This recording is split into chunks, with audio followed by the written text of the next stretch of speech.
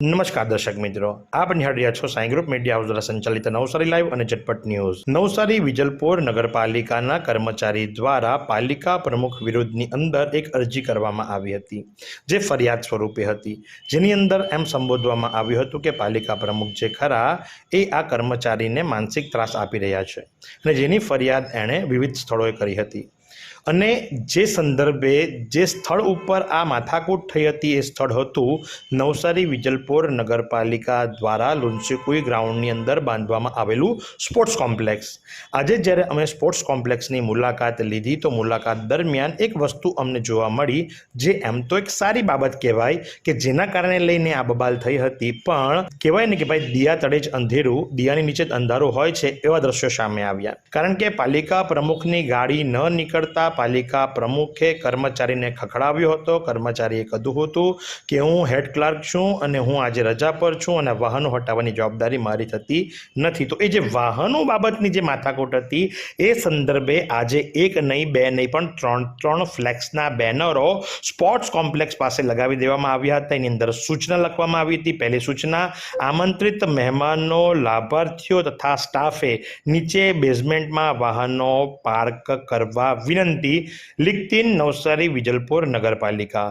બીજું banner, sports કોમ્પ્લેક્સના તમામ સભ્યોએ તેમના વાહનો કોમ્પ્લેક્સના બેઝમેન્ટમાં પાર્ક કરવા વિનંતી।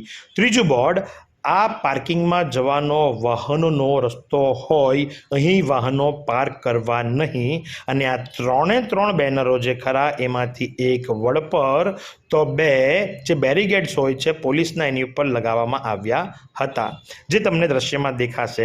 પણ જ્યારે અમે બેઝમેન્ટમાં ગયા તો ત્યાં જાણવા મળ્યું કે ઉતાવળે લગાવેલા બેનરો તો તૈયાર થઈ ગયા, પણ બેઝમેન્ટનો જે મેઇન ગેટ છે એની ઉપર તાળું તો યથાવત છે।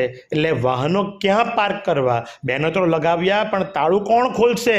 શું પ્રમુખજી તમારી ચાવી ખોવાઈ ગઈ છે તાળાની, કે તાળું ખોલવાનો ઓર્ડર એ કર્મચારી તમારો નથી માનતો? એ જોવાનું રહ્યું। કારણ કે ઉતાવળે આંબા નથી પાકતા એ વાત તો સાચી, બેનરો લાગી ગયા પણ બેઝમેન્ટ તો બંધ છે, તો વાહનો પાર્ક કરવા ક્યાં? ને જો આજ સુધી બેઝમેન્ટની સુવિધા હતી તો શા માટે તેનો ઉપયોગ ન કરવામાં આવ્યો? એ મોટો પ્રશ્નાર્થ છે। શું આ બેઝમેન્ટ હતું તો એનો ઉપયોગ શા માટે ન કરવામાં આવ્યો? એમાં વાહનો શા માટે ન મૂકવામાં આવ્યા?